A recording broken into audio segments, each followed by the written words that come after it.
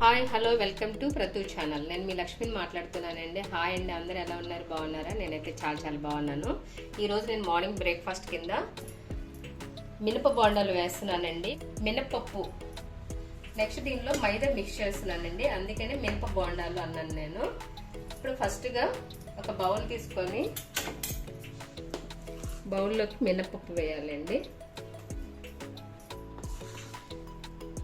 నేను మినప రుబ్బు దీంతో కరెక్ట్గా 4 స్పూన్లు తీసుకున్నానండి. దీనిలోకి మైదా వేస్తున్నాను. ఒక హాఫ్ కప్పు మైదా వేసానండి.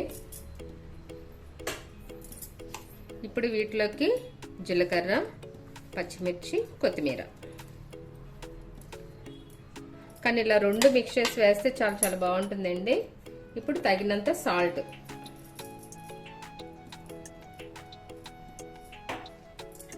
ఇప్పుడు ఇదంతా కూడా మనం చేత్తో మిక్స్ చేసుకుందాం. చూస్తున్నారు కదండి, ఇలా కలుపుకున్న తర్వాత ఇప్పుడు మనం కొద్దిగా వాటర్ వేసుకుందాం. కొద్దిగా వేసుకోండి, ఒకేసారి ఎక్కువ వేసుకోకండి.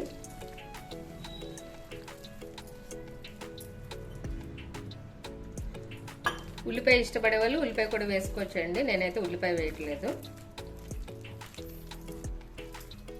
చూస్తున్నారు కదండి, ఇలా మొత్తం కూడా బాగా మిక్స్ చేసుకోవాలి. ఎందుకంటే మనం మినప రుబ్బును మైదా కదండి, 2 ఇలా బాగా మిక్స్ అవుతే అప్పుడు బాగా మనకి బోండాల్లాగా వస్తాయండి.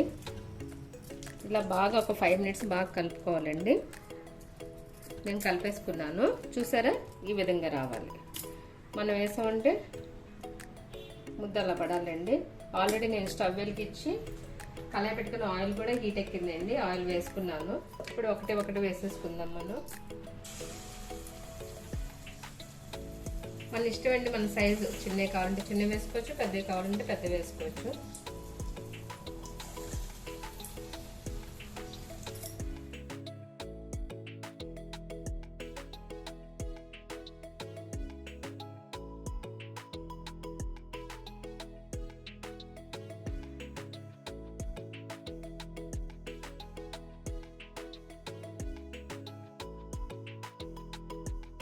చూస్తున్నారు కదండి, మీరు కూడా ఒకసారి ఇలా ట్రై చేయండి.